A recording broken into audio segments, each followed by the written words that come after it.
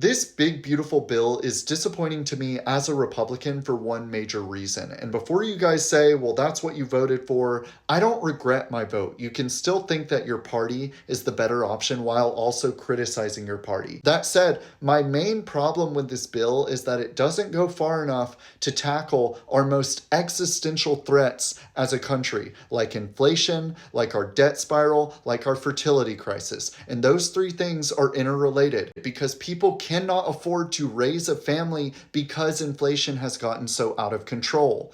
Meanwhile, the rich have actually gotten richer from inflation because they own assets. And when the price of everything goes up, the price of their assets goes up as well. So they are literally increasing their wealth through inflation. So instead of the government actually taxing that unearned revenue, because you didn't earn inflation, instead of the government taxing that to correct for the effects of inflation and to avoid having to print more money in the future, which would cause even more inflation, instead of taxing that, this big, beautiful bill actually gives tax breaks to the wealthy. And I'm all for keeping the money that you earned. But again, inflation is not an earned source of income. This is just income that they saw by sitting back and watching their assets artificially climb in value. Republicans have always had this extreme aversion to increasing taxes on the rich. But the fact of the matter is,